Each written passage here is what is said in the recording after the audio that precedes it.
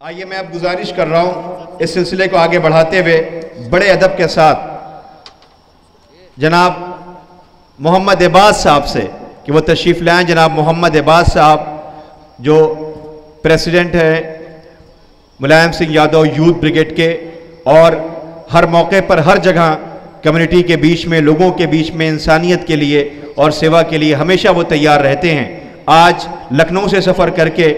نوجوانوں کا یہ اہتمام، جس میں یہ عظیم الشان اہتمام سیمینار کا کیا گیا، وہ یہاں پہ تشریف لے آئے۔ ہم ان کا شکریہ ادا کرتے ہیں اور گزارش کرتے ہیں جناب محمد عباس صاحب سے، وہ تشریف لا رہے ہیں اور امیر کائنات حضرت علی ابن ابی طالب علیہ السلام کی بارگاہ میں وہ اپنی حاضری اور اس اہتمام میں سیمینار میں وہ اپنے خیالات کا اظہار کرنے کے لیے گزارش کر رہا ہوں۔ بلند ترین نعرے صلوات سے استقبال فرمائیں۔ سب سے پہلے میں تمام مومنین مومنات کو حضرت امام علی علیہ السلام کے پیدائش کے موقع پر مبارکباد دیتا ہوں اور پروردگار سے دعا کرتا ہوں کہ تمام انسانیت کو، ہمارے جیسے لوگوں کو دین کے بتائے ہوئے اصولوں پر اور مولائے کائنات کی زندگی سے سبق لے کر، ہم تو ان کے جیسے نہیں بن سکتے، لیکن اگر ان کی زندگی کے اصولوں سے سبق لے کے چلیں تو آج ہمارے گھر کا، ہماری خاندان کا ہی نہیں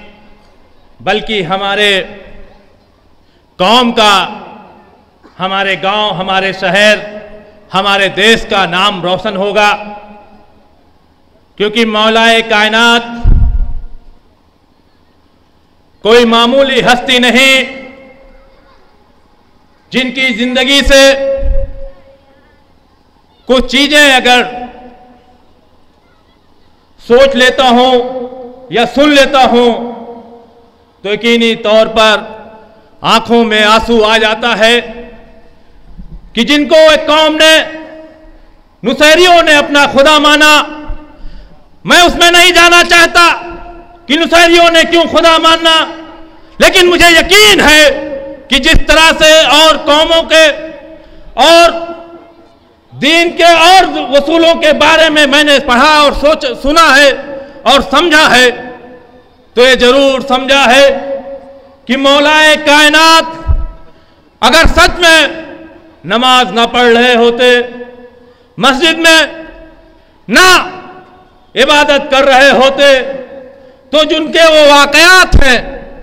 ان واقعات کو دیکھ کر کہیں نہ کہیں ہمارا بھی من ضرور ڈگمگا جاتا کہ یہ علی، جس علی کے پاس اتنی قوت ہے، اتنی طاقت ہے، اگر وہ چاہے ایک انگلی سے پوری کائنات کو، ایک کائنات کو حاصل کر لے، لیکن وہ دین کے لیے، اسلام کے لیے، رسول خدا صلی اللہ علیہ وسلم کے بنائے ہوئے اصولوں، اللہ کی بھیجی ہوئی کتاب قرآن کے لیے کتنا صبر کرتا ہے، کتنا صبر کرتے ہیں۔ ساتھ دوستوں، بزرگوں، یہ آپ اور ہم اچھی طریقے سے جانتے ہیں۔ ایک واقعہ میں سوچ رہا تھا، میرے ذہن میں آیا کہ مدینہ منورہ میں دسترخوان امام حسن علیہ السلام کا دسترخوان مشہور ہے کہ وہ اپنے دسترخوان پر ہر طرح کی غذا ہوتی تھی۔ جب ان کے ہاں مہمان بھرپیٹ کھانا کھا کے جاتے تھے،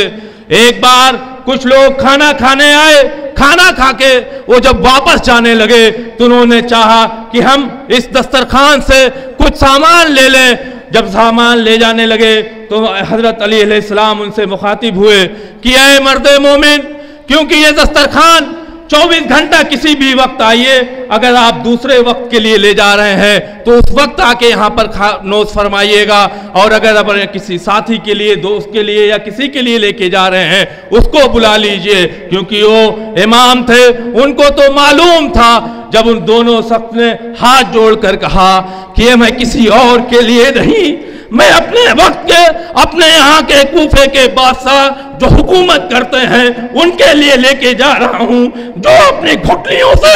روٹی توڑ کر کھاتے ہیں۔ تو امام حسن علیہ السلام جب کہتے ہیں کہ اے مرد مومن، وہ کوئی اور نہیں، وہ میرا بابا علی ہے۔ اسلام ایسی تربیت دیتا ہے، مولا کائنات ایسی تربیت دیتے ہیں۔ پروردگار سے دعا ہے، آپ بزرگوں سے دعا ہے، آپ ماؤں سے دعا ہے کہ آپ لوگ دعا کیجئے ہماری قوم کے نوجوان ان کے نقش قدم پر چلے، ہم ان کے نقش قدم پہ چلے، تاکہ کوئی بھوکا نہ رہے، کوئی بیوہ پریشان نہ ہو، کیونکہ اذان کا وقت ہے۔ مولا کائنات کے لیے اگر دنوں رات میں بولوں تب بھی شاید میرے علم میں کمی ہوگی، لیکن مولا کائنات کے فضیلت میں کمی نہیں ہوگی۔ اس